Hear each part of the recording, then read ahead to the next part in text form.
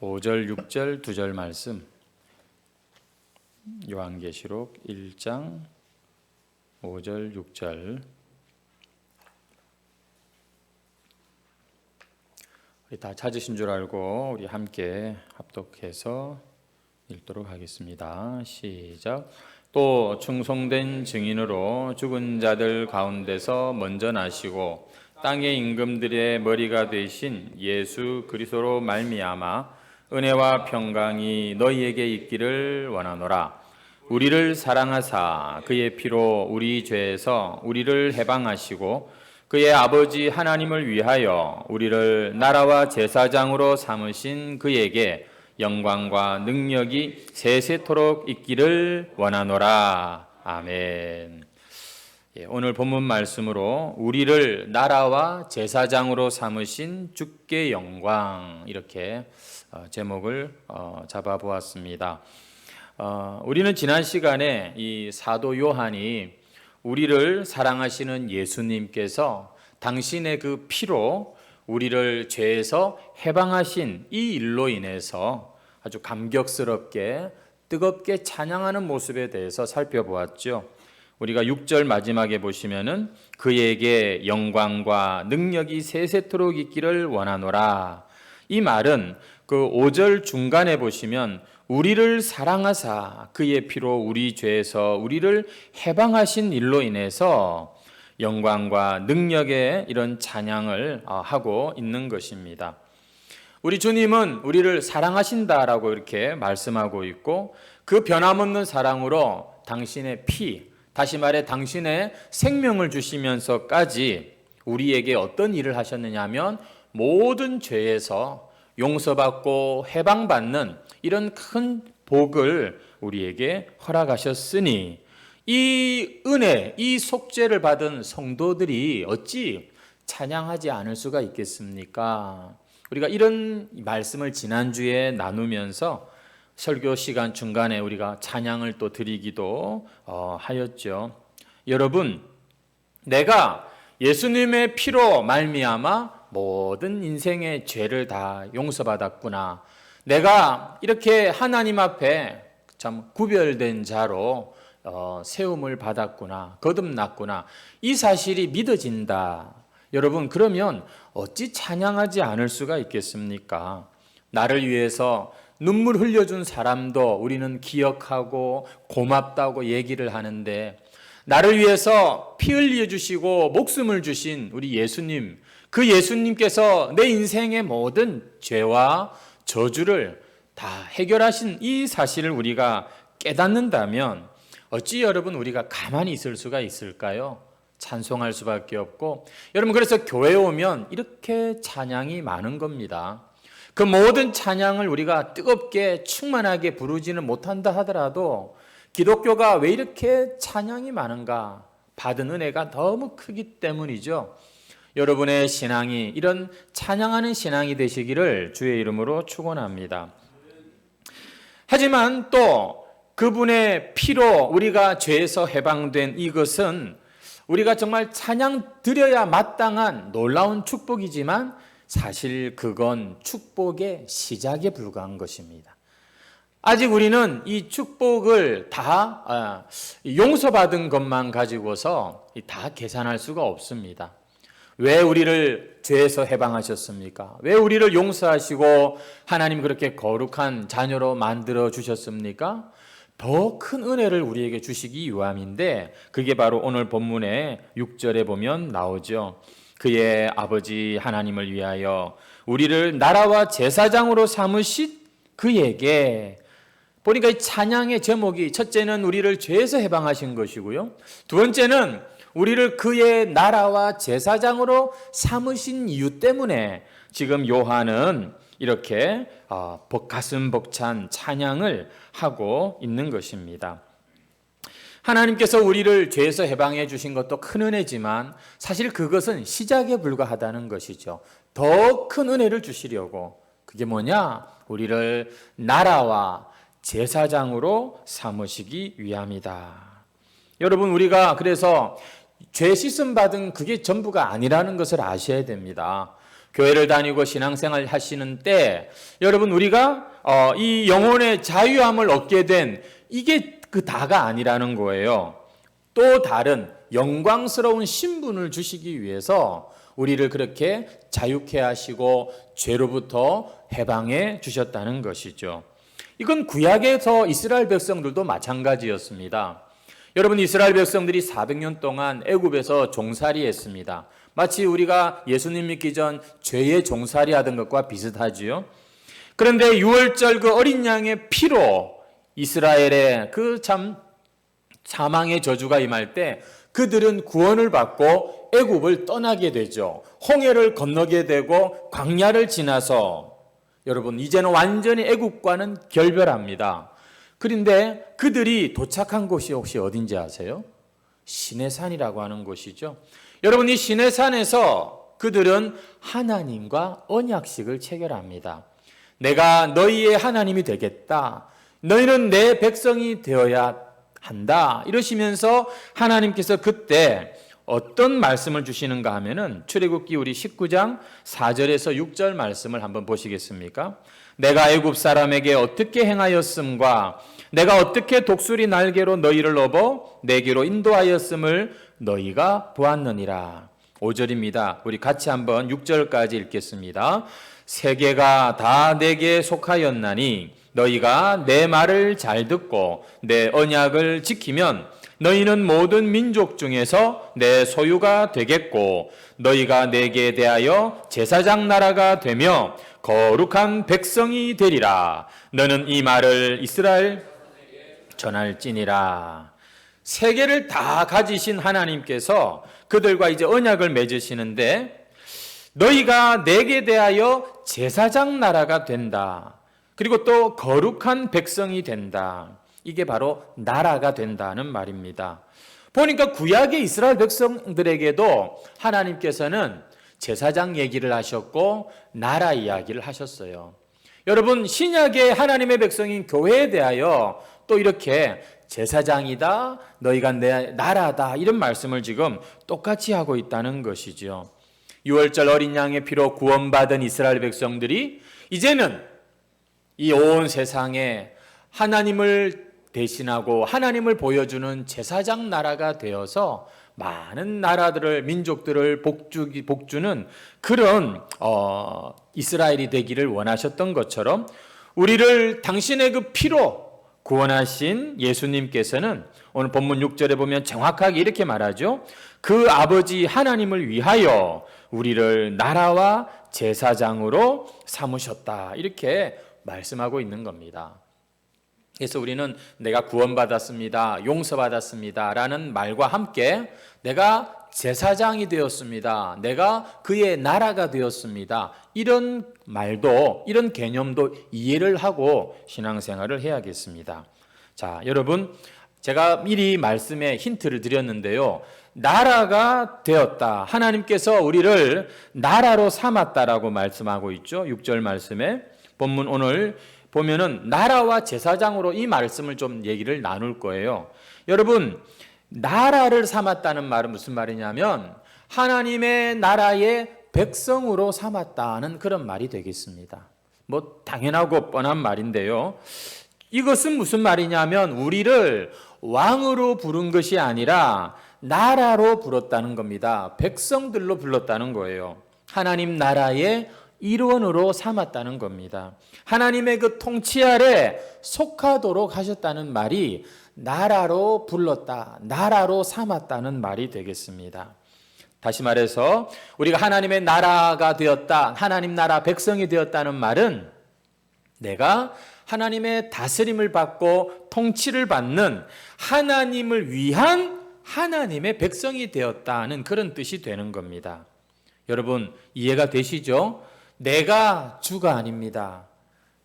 주님은 따로 계십니다. 내가 왕이 아니에요. 우리는 기독교라고 하는 곳에 들어와서 우리의 참된 왕을 발견하는 것입니다. 6절을 다시 한번 보십시오. 우리를 부르신 이유가 그의 아버지 하나님을 위하여. 여러분 우리가 이렇게 오늘도 이 자리에 모여서 뭐 하냐면 예배하는 겁니다. 하나님께. 우리는 이곳에 어떤 한 젊은이를 축복하기 위해서 모인 게 아니에요. 우리는 이곳에 어떤 한 노년의 성도가 그의 노후의 인생이 더 윤택하고 복되도록 하기 위해 이 자리에 목적을 가지고 모인 게 아니에요. 우리가 이 자리에 모인 것은 아버지 하나님, 그 하나님 한 분께 주목하고 그 하나님께 영광 돌리기 위해서 우리는 오늘도 이 주일을 지키는 것이고, 우리의 이 기독교 신앙은 하나님 아버지를 위한 것입니다. 절대 여러분 속지 마세요. 신앙생활은요, 사람을 위한 게 아니에요. 하나님을 위한 것인 줄 믿습니다. 그때부터 역사가 일어나고, 그때부터 우리 인간들의 삶에도 하나님의 은총이 풍성하게 임하게 됩니다. 여러분, 하나님의 나라는 민주주의 국가가 아니에요. 하나님의 나라, 하나님이 왕이라는 것이 뜻입니다. 오늘 우리가 신앙생활할 때 우리는 명심해야 됩니다.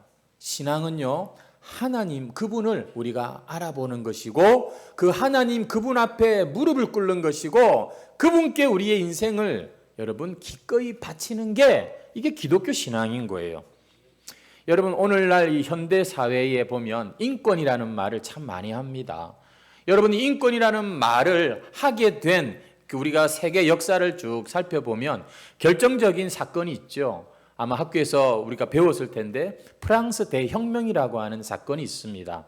이 프랑스 사람들의 기질이 좀 그런 것도 있기는 합니다만, 여러분, 이건 제가 평가하는 게 아니라 대부분의 학자들이 그렇게 말합니다. 우리 인류가 중세를 지나서 근세, 봉건주의를 탈피하는 결정적인 사건이 뭐냐면 이 프랑스 대혁명. 여러분, 이 프랑스 대혁명으로 인하여서 우리 인간들 안에 있던 인간 사회의 어떤 오랫동안 이렇게 있었던 모든 이 사슬들이 다 깨어지는 이런 일이 일어나죠. 그래서 이제는 더 이상 왕이 아니라, 귀족이 아니라 우리 시민들의 사회가 되는 그런 아주 중요한 의미가 있는 그런 사건이죠. 여러분, 문제는 그 당시에 계몽주의, 르네상스 이런 것들이 또 같이 이렇게 어울려서 그런 이 효과가 있었습니다만, 문제는 뭐냐면 사람들이 끊어버려야 될 전통, 권위, 이런 그 옛날에 오래된 그 관습들 가운데 끊어서는 안 되는 것까지 끊어버렸다는 것이죠. 바로 이 신에 대한 그런 개념들이었습니다. 하나님에 대해서 전에도 말했지만 옛날 사람들은요, 뭘 생각하고 말하는 모든 것에 하나님의 존재에 대한 그런 게 있었습니다. 그런데 이 시민사회는 이제 더 이상 그런 것들에게, 그런 이 종교에 더 이상 얽매이는 것을 이제 거부하지요. 문제는 거기에서 또 다른 우상 앞에 절하는 것이 바로 우리 인간 사회의 모습입니다. 그건 바로 이성의 신이라고 할까요? 바로 우리 인간이 하나님의 자리에 올라가 버리는 이런 일이 일어났다는 것이죠. 하지만 여러분, 오늘날 아무리 사람이 전부고 사람이 제일이고 인권이 중요한 시대라고 하지만 하나님이 빠져버린 인권요, 여러분, 그건 결국 여러분 왜곡될 수밖에 없습니다. 진정한 인권을 찾을 수가 없는 거예요.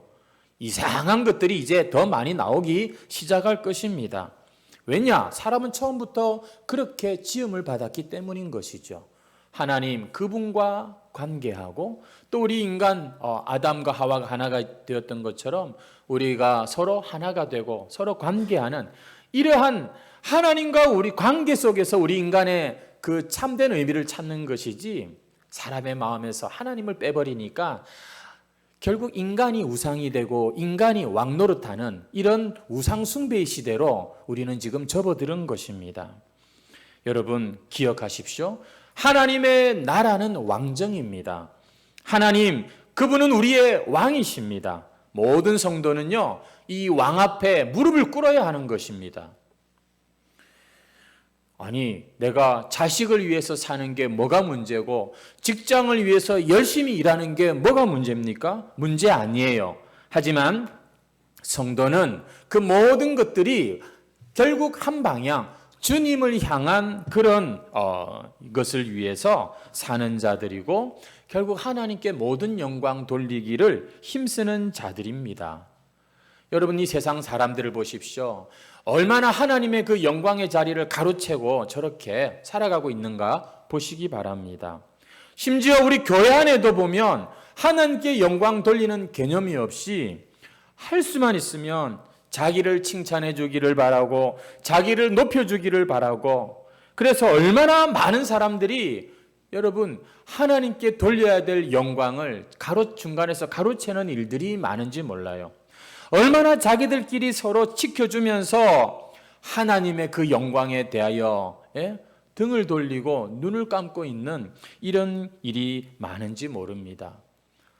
그 아버지 하나님을 위하여 여러분 우리에게 지금 이런 은혜가 있고 축복이 있는 것을 아십니까?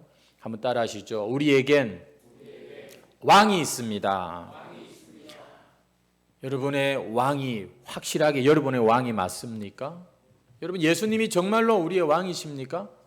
신앙은요 결국 그걸 고백하는 것이고 그걸 더 깊이 참 체험하고 그래서 하나님께 영광 돌리는 것이 신앙생활이에요. 한 번 더 따라 하시죠. 오직 하나님의 영광을 위하여. 옆에 사람에게 한번 인사하십시오. 당신을 위해 하나님이 계신 게 아닙니다. 하나님을 위해 우리가 있는 겁니다. 할렐루야. 왠지 별로 기분이 안 좋다, 좀 그런 마음이 드시면은 진짜 여러분 이 참 기독교의 신앙에 우리가 참 이 마음의 소원을 가지고 눈을 뜨셔야 돼요.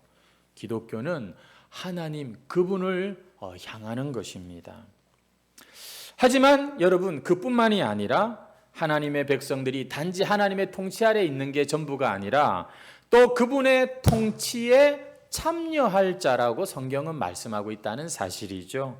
우리를 나라로 삼으셨다는 것은 우리가 그분의 다스림을 받는 백성이라는 사실과 함께 또 이제 그분과 더불어서 그분처럼 왕노릇하는 자라고 성경은 말씀하고 있죠.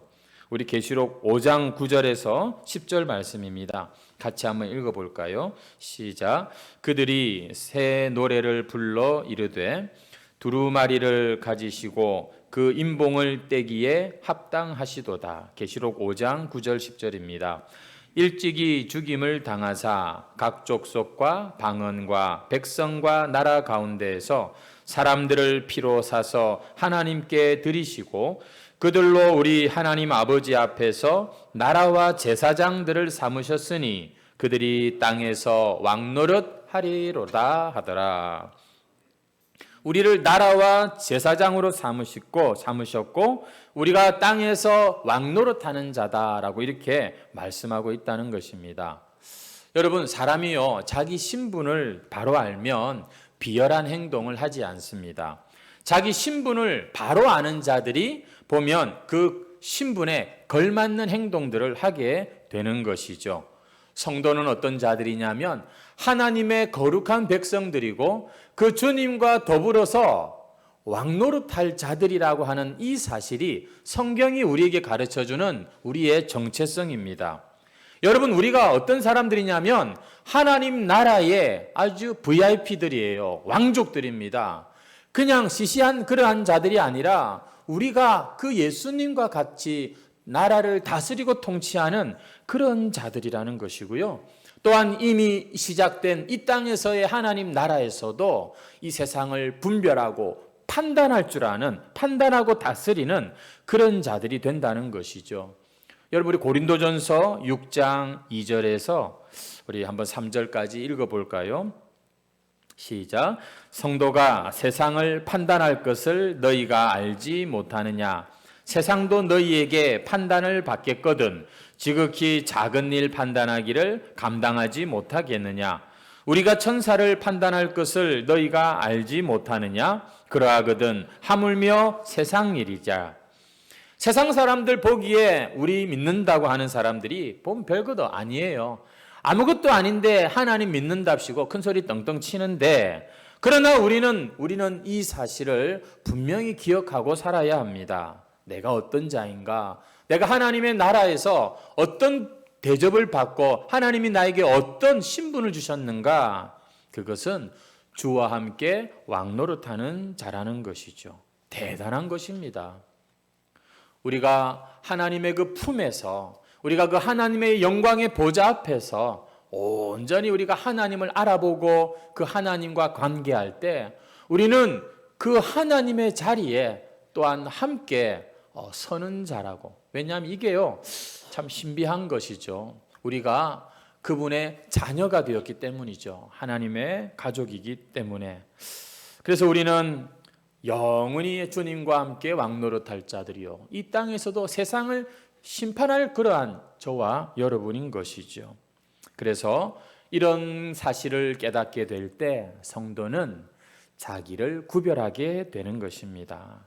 아무 것에나 그냥 마음을 주고 몸을 주고 시간을 주고 하지 않고, 와, 하나님 나를 이렇게 거룩한 자로 부르셨구나 해서 그때부터는 자기를 챙기는 거예요.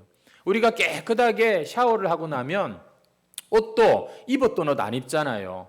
새 속옷을 갈아입고 새로운 그런 기분을 내는 것처럼, 여러분, 우리가 예수님께서 그렇게 깨끗하게 우리를 죄에서 해방시켜 주셨다면 우리는, 여러분, 결코 이 죄를 다시 뒤집어 쓰고 하는 것을 정상이라고 말할 수 없는 것이죠. 우리 고린도전서 6장 9절에서 10절 말씀을 한번 같이 읽겠습니다. 시작. 불의한 자가 하나님의 나라를 유업으로 받지 못할 줄을 알지 못하느냐. 미혹을 받지 말라. 음행하는 자나 우상 숭배하는 자나 간음하는 자나 탐색하는 자나 남색하는 자나 도적이나 탐욕을 부리는 자나 술 취하는 자나 모욕하는 자나 속여 빼앗는 자들은 하나님의 나라를 유업으로 받지 못하리라. 아무리 주님께서 깨끗하게 거룩하게 만들어 놓아도 틈만 나면 더러운 것을 생각하고 그런 것을 찾고 그런 것을 즐기고, 보면 음행, 우상숭배, 간음, 탐색, 남색, 또 도적, 탐욕, 술 취하고 모욕하고 속여 빼앗는 건 이거 사기치는 거죠. 여러분, 이런 것들로 자신의 인생을 채우는 사람들은 하나님의 나라에 들어갈 수가 없다, 이렇게 말합니다. 이건 하나님이 딱 막으셔서 그런 것이 아니라 하나님의 나라가 어떤 나라겠습니까? 여러분, 이런 죄를 가지고 이런 죄를 행하면서 우리가 스스로 자신을 속일 수는 없다는 것이죠.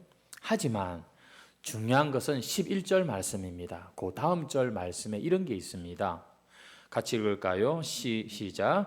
너희 중에 이와 같은 자들이 있더니 주 예수 그리스도의 이름과 우리 하나님의 성령 안에서 씻음과 거룩함과 의롭다 하심을, 거기 보니까 너희 중에 이와 같은 자들이 있더니, 이게 무슨 말이냐면 지금 이 고린도 교회에 과거에 이런 짓을 행하던 사람들이 있었다는 겁니다. 문제는 이게 과거의 일이 이제 되어야 한다는 것이죠. 이걸 계속해서 우리가 현재에 또 계속해서 해서는 안 된다는 겁니다. 이제는 씻음과 거룩함과 의롭다 하심을 받았느니라. 그래서 여러분, 이곳에 온 사람들은요, 다 과거에 한 가닥씩 하신 분들 아닙니까? 여러분, 우리가 옛날에는요, 정말 예수님 잘 모르고 은혜를 모를 때는 마음껏 우리가 세상과 또 우리의 이 정욕을 위해서 살던 사람들이지만, 그러나 이제는 우리를 구별하신 그 하나님의 은혜를 깨닫고 우리도 스스로를 구별할 줄 알아야 되는 것입니다. 이게 여러분 제사장이 되는 것이고 하나님의 나라 백성이 되는 것이죠. 나라가 된다는 말, 또 더불어서 제사장이 된다는 말도 한번 생각해 보겠습니다. 한번 따라 하시죠. 우리는 하나님의 제사장입니다. 나라가 된다는 말은 무슨 말이라고요? 그분의 백성이 된다는 말입니다. 그리고 제사장이 된다는 말은 뭐냐면 그분을 섬기는 자가 된다는 그런 말이 되겠습니다. 여러분, 구약의 이스라엘 백성들은요, 그 당시 세상에서 하나님의 제사장 나라였습니다. 하나님께서는 아무리 주변에 힘세고 강하고 큰 나라라 할지라도 이 이스라엘 민족을 통해서 하나님께 나아오도록 하셨습니다. 그래서 하나님은 그들에게 율법을 주셨죠. 말씀을 주신 겁니다. 오늘날도 마찬가지입니다. 하나님께서는 이 참 어떻게 보면 세상에 얼마나 크고 멋진 빌딩들 하며 여러분 그런 좋은 멋진 것들이 많습니까만 이 초라한 건물에 별 볼일 없어 보이는 사람들이 모여 있는 이 교회에다가 하나님은 제사장의 직분을 주시고 누구든지 세상에 하나님의 그 잃어버린 자 예수 믿기를 원하는 자가 있다면 여러분 이 교회에 들어와야 되는 거예요. 예수 믿는 우리를 통해서 우리가 그 복음이 증거되게 하신다는 것입니다. 참 이게 하나님의 놀라운 섭리죠. 이렇게 약하고 작은 교회들을 하나님 당신의 은혜의 통로로 쓰신다 이 말이에요. 우리를 통하지 않고는 이 세상은요 하나님의 그 은혜를 모른다니까요. 사실 이게 세상 사람들에게는 시험입니다. 왜냐하면 그들의 교만을 내려놔야 되거든요. 그리고는 와서 겸손히 듣지 않으면은 알 수가 없는 것이죠. 여러분, 교회는요, 우리의 작고 초라한 부분을 그래서 부끄러워해서는 안 되는 것입니다. 하나님께서는 이러한 우리의 이 연약함 가운데 이 세상의 겸손을 시험하시고요. 우리의 이 연약한 질그릇 가운데 하나님의 그 보배 같은 복음의 말씀과 성령의 그 생명을 우리를 통해서 세상에 흘려보내기를 기뻐하신다는 것이죠. 그래서 교회는 세상 사람들 그런 안목을 가지고 건물만 보면 안 되겠죠. 과연 우리 안에 하나님의 말씀이 우리에게 전달이 되고 있는가? 나는 과연 지금 그 말씀 앞에 참 꼴을 먹는 하나님의 양인가? 우리가 이런 것들을 생각하면 절대 세상에 대해서 부러워할 필요도 없는 거예요. 만약에 우리 중에 이 작고 누추한 교회가 부끄러운 자가 있다면 아마 그 사람의 마음에는 저 십자가에 못 박힌 그 당시 저주받은 예수님의 그 십자가도 아마 부끄러워할지 몰라요. 성도 여러분, 하나님께서는 나같이 자격 없고 참 보잘것없는 자에게 제사장이라고 하는 직분을 주셨다 하는 이 사실에 대해서 꼭 여러분들이 한번 감사하시기 바랍니다. 여러분 이거 가지고서 하나님께 진짜 영광 돌리셔야 돼요. 내가 뭐라고? 그런데 하나님은 먼저 나로 하여금 예수 믿게 하시고 이 주변에 그 은혜의 빛을 비추는 그런 존재가 되게 하셨다는 겁니다. 따라합시다. 나는 하나님의 제사장입니다. 우리가요 대단한 사람들인 거예요. 그리고 또 더 나아가서는 이 교회는요 세상을 축복할 권세가 있다라는 것이지요. 여러분 교회가 세상을 축복해야 세상이 복을 받게 되어 있는 것입니다. 여러분 교회가요 이 세상에 이 살아가는 모습들을 가만히 보면서 같이 입을 해 벌리고 침 흘리면서 세상을 따라가는 게 아니라 이 세상 가운데 하나님 없는 이 안타까운 모습을 보는 이 제사장이 되어서 이 세상을 축복하고 그들을 위해서 기도할 때 여러분 하나님께서 우리의 기도를 들어주시겠다. 우리의 그 축복을 하나님께서 들어주시겠다고 약속하고 계신다는 것입니다. 그래서 우리는 꼭 기억하십시오. 예수 믿는 사람은요 절대 자기 자신만을 위해서 믿을 수가 없어요. 내가 예수를 진짜 믿게 되면은요 반드시 다른 사람을 우리가 품게 되고 그를 위해 축복하고 기도하게 됩니다. 누군가를 자리에서 끌어내리는 여러분 그러한 인생이 아니라 이제는 다른 사람들을 이 자리에 축복의 자리에 막 세워주는 이러한 일을 하게 된다는 것이죠. 그래서 제사장이라고 말을 하는 것입니다. 주위의 사람들의 그 어려움을 볼 줄 알고 그들의 이 영원한 운명을 위하여서 가슴 아파하고 눈물로 기도할 수 있는 사람들, 하나님은 그런 사람들을 어디 다른 데서 찾지 않으시고 바로 이 교회에 모으시고 우리에게 너희가 나를 위한 제사장이다 이렇게 말씀하고 계신다는 것이죠. 여러분 제사장은 그런 사람들입니다. 제사장은 세상을 향하여 축복하고 하나님께로 인도하고 그렇기 위해서 꼭 필요한 게 여러분 제사장은요 아까도 말씀드렸습니다만 스스로를 구별할 줄 아는 자들입니다. 제사장은 죄와 싸울 줄 아는 자들입니다. 사람들의 그 연약함을 이해하고 또 하나님의 그 참 용서를 대신해서 구하는 제사장이지만, 하지만 사람들이 죄를 버리지 않고 그리고 이 세상이 끝까지 제 갈 길로 갈 때는 그것들과 싸우면서 제사장의 역할을 한다는 것입니다. 여러분, 구약에서 혹시 제사장들이 어느 지파에서 나왔는지 아십니까? 레위 지파에서 나왔습니다. 여러분이 레위 지파가 어쩌다가 제사장이 나오는 그런 지파가 된 줄 아십니까? 여러분, 모세가요, 그 이스라엘 백성들을 애굽에서 이제 탈출시켜서 시내산에 도착하였습니다. 그리고는 이제 하나님의 그 계명 돌판이죠. 하나님을 만나러 시내산에 올라간 그 사이에 이 이스라엘 백성들이 무슨 짓을 합니까? 금송아지를 만들어서 이게 우리를 지금 구원한 하나님이다 이렇게 말하고는 밤새 거기다가 절하고 그냥 아주 그냥 난리를 쳤던 것이죠. 이때 그러한 모습을 보고 동참하지 않은 지파가 있었습니다. 그게 바로 레위 지파예요. 모세가 내려와서 그 사실을, 모든 사실을 알게 된 후에 이 레위 지파에게 칼을 잡으라 그랬습니다. 그리고는 그 우상 숭배에 참여한 자들을 다 죽여버려라 이랬어요. 여러분이 레위 지파가 제사장 가문이 될 수 있었던 그 배경은 뭐냐면 자기들 안에 죄와 싸우는 그런 이 역사를 가지고 있는 겁니다. 그 배경으로 제사장 가문이 이스라엘 나라의 시작이 되는 거예요.